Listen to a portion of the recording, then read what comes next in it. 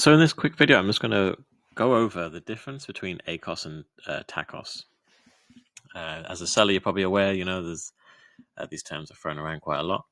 So this is going to be a little simple summary, just to really go over what it is and how you should be using them in terms of like your overall business objectives.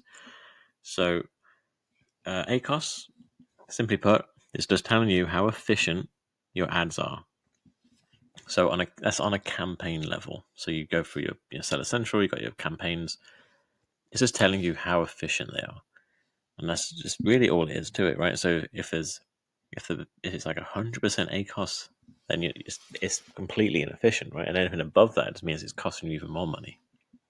So that's what ACoS is. It's about the campaigns, whereas TACoS is telling you how much of your total sales comes from ads. And that's really all it is, right? So I'll go over the metrics in a second, but it's just telling you how much of those ads that you're running, how much they contribute as a percentage to the overall revenue that you're generating. So here you go. ACoS is just the ad spend divided by ad revenue, and then times it by 100 for percentage, and then TACoS is just the ad spend divided by the total sales. And that's all it is. Okay, so if you look at like whereabout you would use these figures, it's pretty simple, right? You use the ACoS when you want to check when you want to check or fix a specific ad campaign. So if it's if the number's high, you'd want to lower it. That's all that is. It's just think of it like more of on a microscopic level, right? It's like zooming in to very specific ads.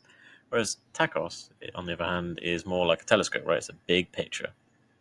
It's showing you how all those various ad campaigns all fit in. So here we go. TACoS is just when you want to see if your ads are growing your whole business.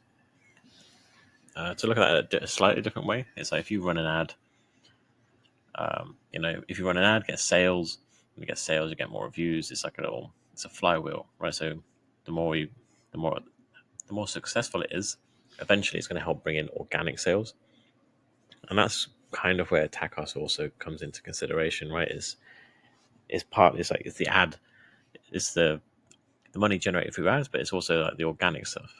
So if your ads are doing their job well over time, eventually it's going to bring in way more organic traffic, which in turn makes your ads cheaper.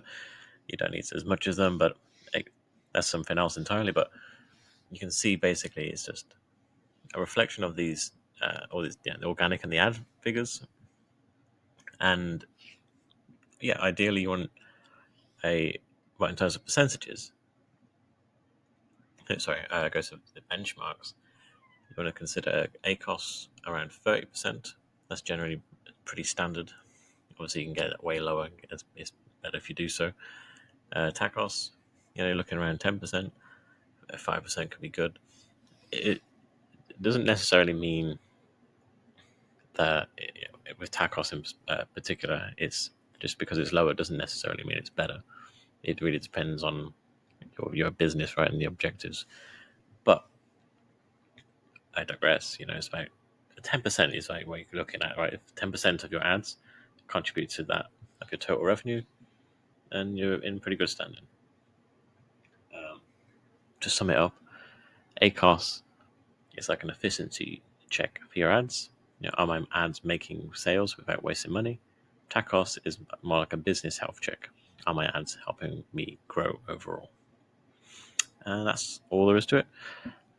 Hopefully, found this explanation pretty clear. No, I try to keep it very simple, not diving into the specifics of it all. But hope that helps. Leave a comment if you have any questions. Again, check the links if you want any. If you want to go to our website, if you want to add me on LinkedIn, etc. There's also some resources you can download. You can join the Facebook group. Until next time, thank you for listening, and see you.